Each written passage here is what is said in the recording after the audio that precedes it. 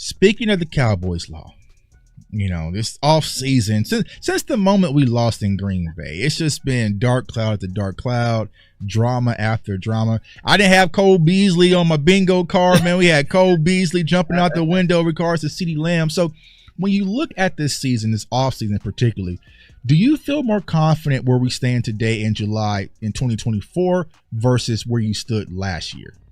I mean, it's the same offseason. Last year we had Stephon Gilmore. We went and got Brandon Cooks, which, those two were really good pickups. But this is what the Cowboys normally do. They normally sign their own, or they normally kind of slow to sign their own too.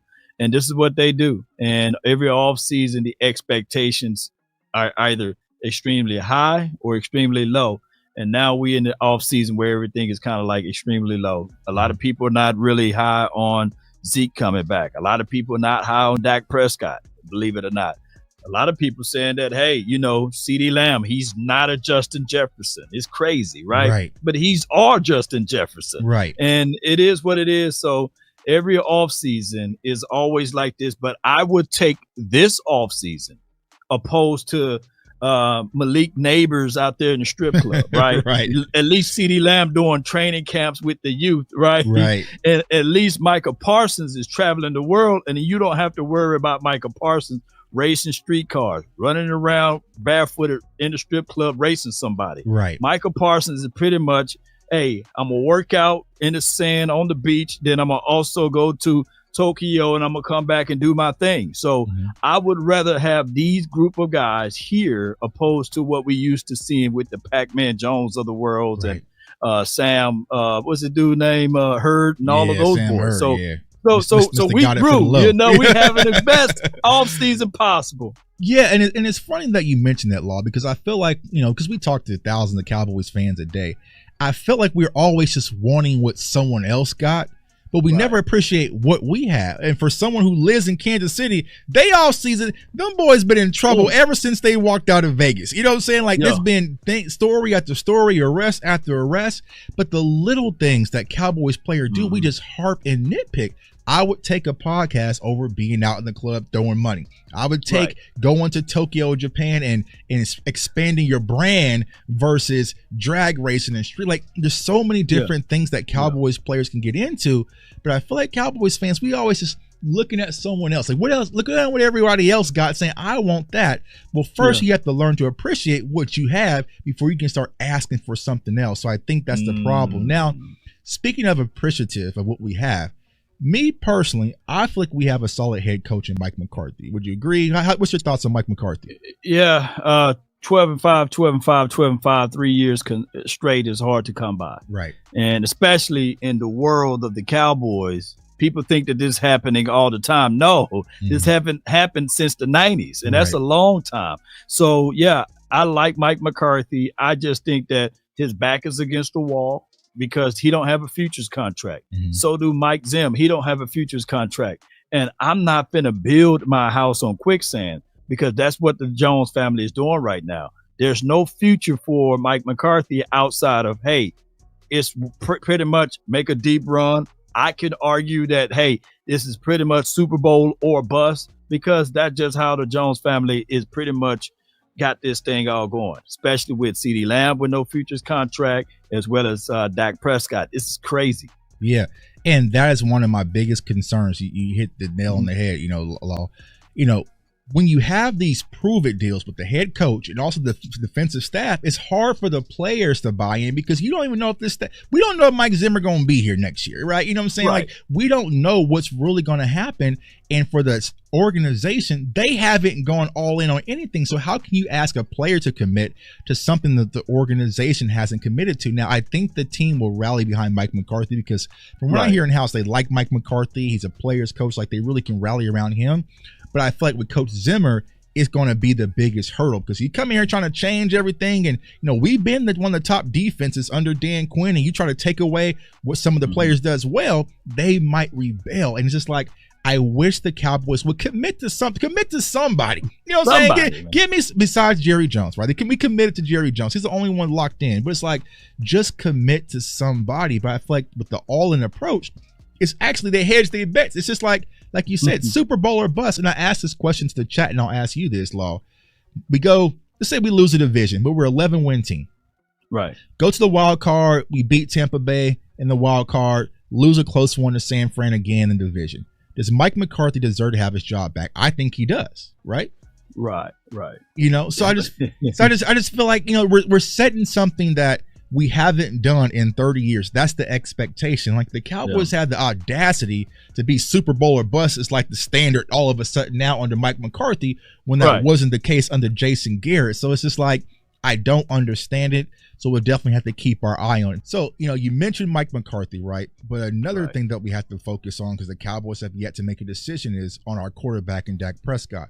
So how do you think this is going to play out, Law? Do you think he's going to, you know, gamble on himself again, you know, and go through another prove-it season? Or do you think that we'll get into camp and all of a sudden the Cowboys will cave and we'll finally get that news that Dak Prescott has been signed? How do you think this plays out for the season when it comes to Dak Prescott and the Cowboys? According to James Slater, they're waiting till August. Like the August is some golden date for Dak Prescott to get this extension or what have you. But I think that Dak Prescott is willing to gamble on himself because of the fact that, you know, he got all of the leverage. Right. $55 million against the cap this season, $40 million against the cap next season. And on top of that, you got players that have less playoff wins than him with more money, like the Trevor Lawrences of the world, the Kyler Murray, as well as, I would say, Justin Herbert.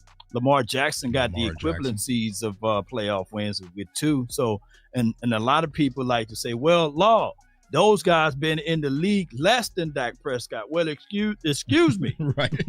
Excuse me. Right. The conversation the first time Dak Prescott was up to get his bag, they was talking about playoff wins, right? So somehow the Cowboys front office and the people around is using playoff wins as a measure. But when I look back at everything, if we're going to do that, if that's the case, Jimmy Garoppolo should get paid more than Aaron Rodgers. He should get paid more than a third of the players because he got a lot of playoff wins and he been to the Super Bowl.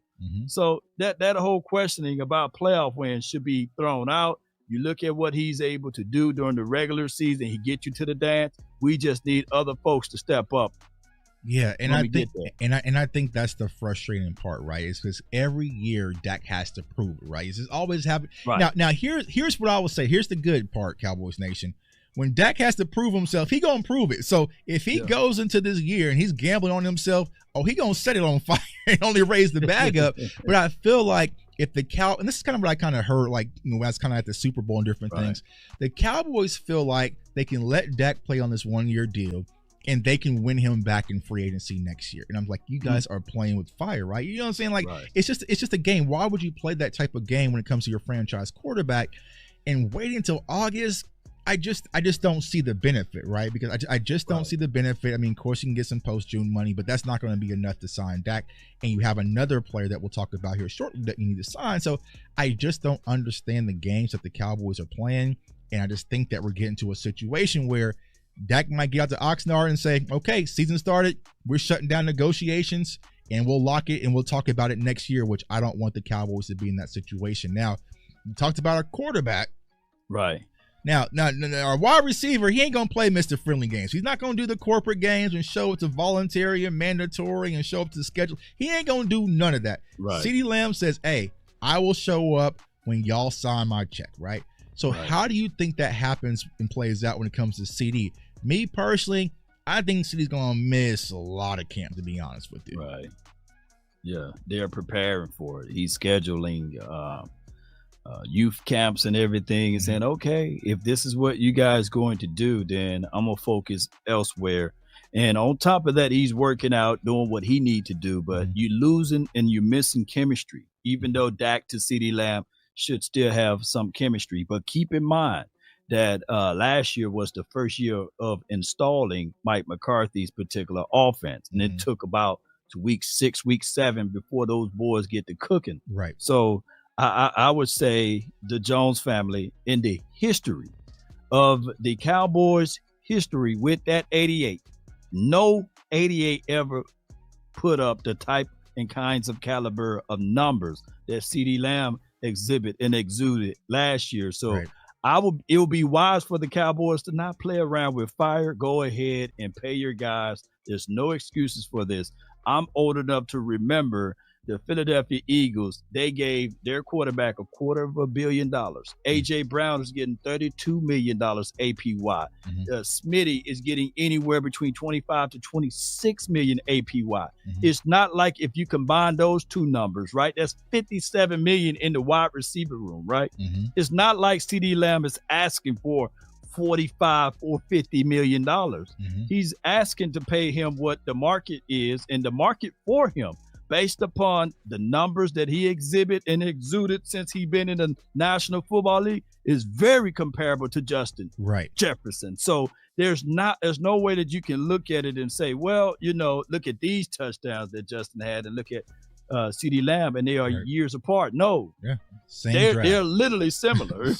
Similar, same draft, right? And you mentioned D. Smitty, who was in a draft class after them and got paid prior, right? And you're talking about Jamar Chase, who was also in another class behind them. And it's just like the Joneses, you said it out your own mouth. Well, we're waiting for the leaves to fall. When these leaves been sitting on the ground for over a month and a half, you know what I'm saying? Like, so what is really the holdup? And I just don't think that city is going to cave. And I kind of said this jokingly, but it's like the Cowboys do this weird thing where it's like, if the rent is due on the 1st, but they know they don't have that penalty until the 15th, they're not going to pay until 11:59 p.m. on the 14th. Like, they wait to the last minute when everything is due. But I just don't see the benefit, especially if you're not looking to sign any other outside players. For the most part, you're just making things worse, and you're having CD miss costly reps with his quarterback that can cost you throughout the season. So once again, front office is always getting in the way. Now, there's another player that we have to sign, right? And it's been a lot of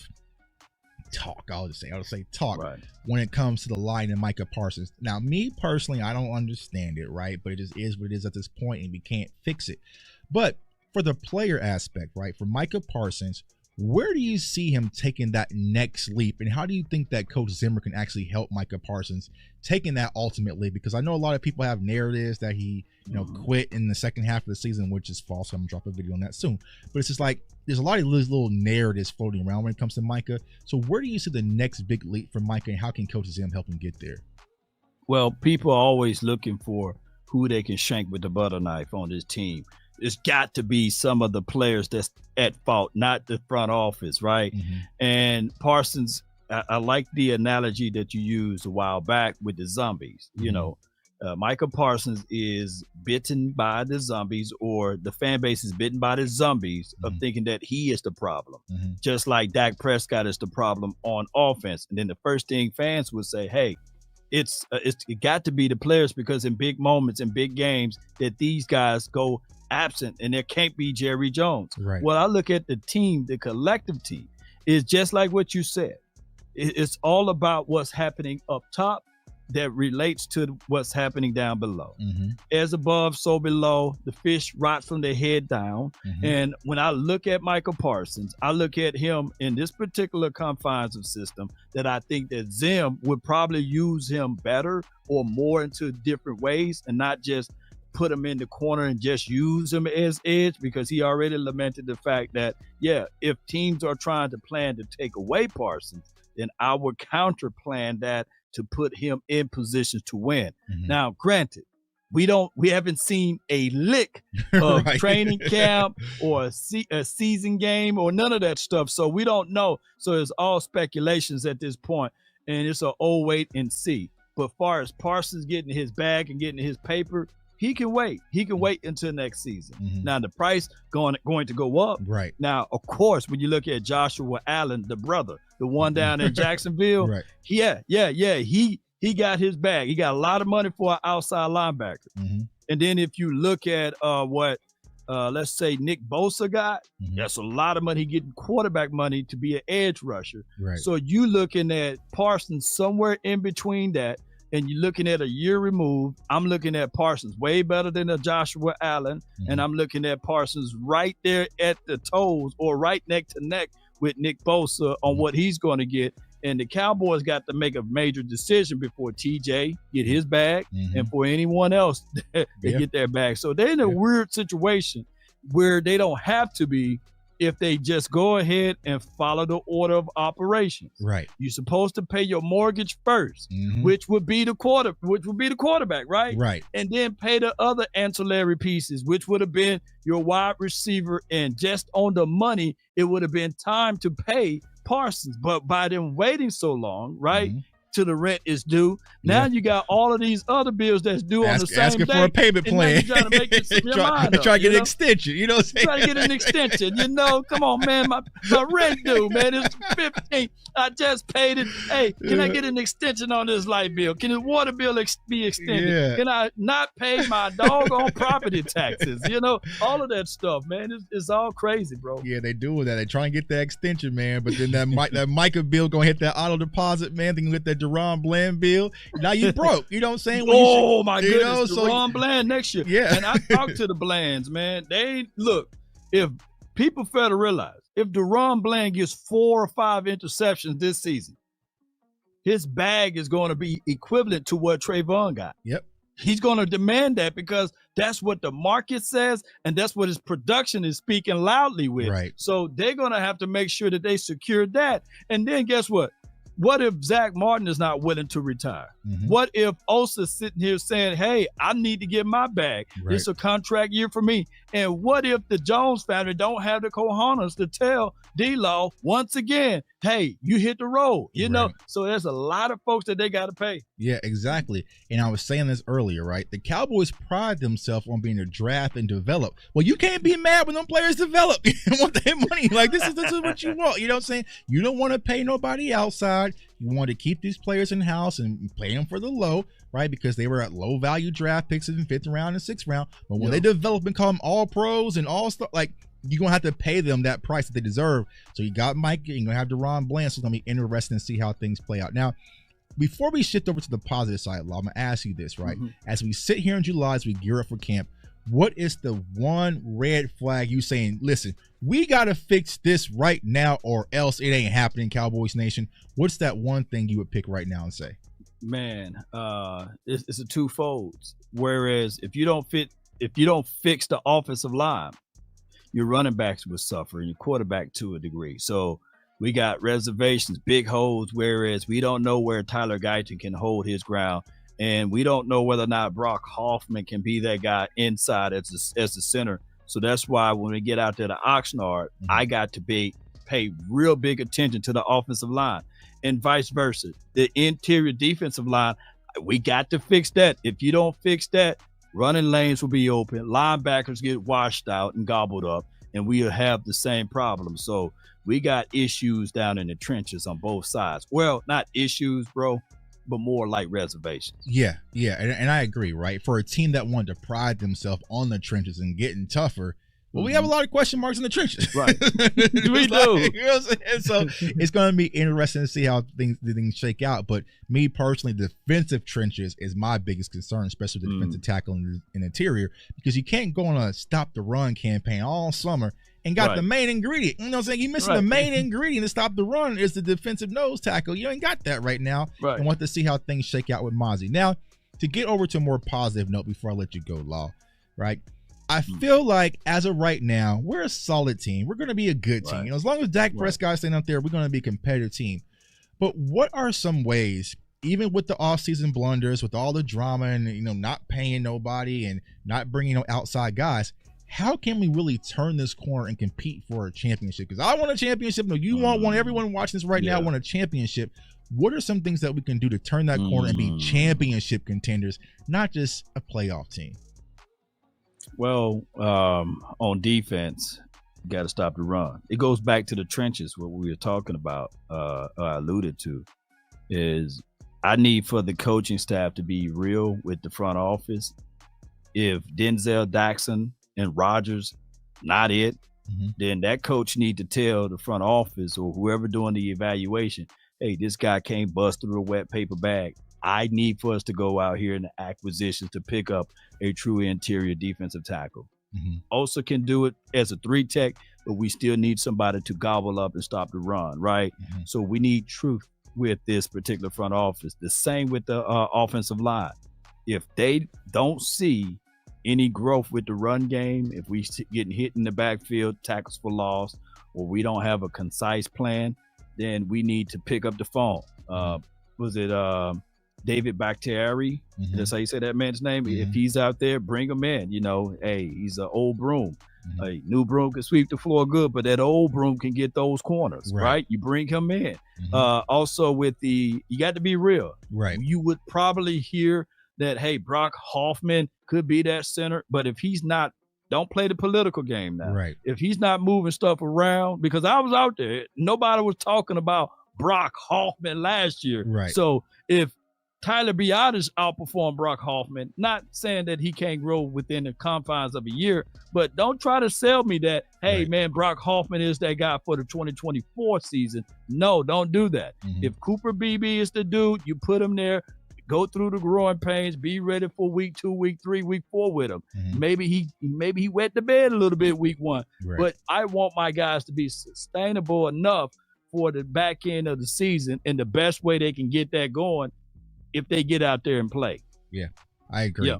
Performance over politics, man. Performance over politics. Because if they're not balling, you got to be honest. And here's my concern with that: when you get guys on 1-year deals, a coaching staff on 1-year deals, I can make it work. I can make it work. Like versus saying like, nah, bro, this is not, because you gave coaches them one ingredient, which is Kendricks. That's it. You got one utensil, and it's all Dan Quinn's guys. So Zim needs to speak up and say, bro, I need an defensive tackle, though. Like, what are you wanting me to do with this? I can't cook with this. I need you to go out and get me this. And I feel like that was our biggest problem last year, when it was just like, we knew we need a linebacker. I feel like Dan Quinn was hinting that we need a linebacker, and they said, well, can you cook with these safeties? I mean, I can. Well, okay, well, you can cook with that, then you could. You know, I'm not going to. You got it. So I just think truth with the front office, and they need to show that, listen, we are committed to winning as well, not just the branding and all the things that come to Dallas Cowboys. My guy Law, thanks for joining us, man. For everyone who's seen for the first time, where the hell y'all been? I don't know how that's even possible. If you're a Cowboys fan, you see him for the first time.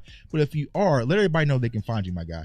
Yes, man. That's at lawnationsports.com. If not, you can go find me as well at Law Nation Sports on Facebook, and we on Instagram, and we on the X app, formerly known as Twitter, right? Law Nation Sports is also on TikTok. And of course, Law Nation Sports is on YouTube. Come on with it. Law Nation Sports, man. Check me out. Yeah, definitely give my guy a follow. Like I said, he's everywhere. You know what I'm saying? Like, so that's good, right? That's what I love about our community. I can take breaks because if I take a break, I know somebody else got it. You know what I'm saying? If there's something important they're going on, Law will talk about it. And I tell people, right? Because Mama Tuck, man, she's a huge Law fan. Like, she probably watches Law more than me. You know what I'm saying? Wow. So she'll call me and be like, Law just said, did you know? Like, Law just said, like, yeah. I just saw on Law that Dak is in a boot. Is that true? I'm like, I'm at the beach right now. I'm like, I don't know. You know what I'm saying? But I'm sure if he said he's in a boot, he's probably in a boot. Let's find out what's going on, man. So keep doing incredible work, my guy. We definitely appreciate you. Keep being appealing and a leader in our community.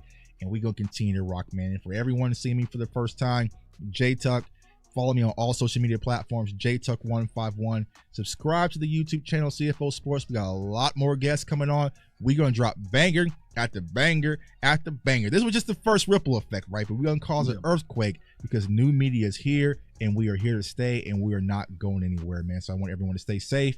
I want everyone to stay blessed and stay encouraged. And go Cowboys. Let's get it. Go Cowboys. Peace. Let's get it.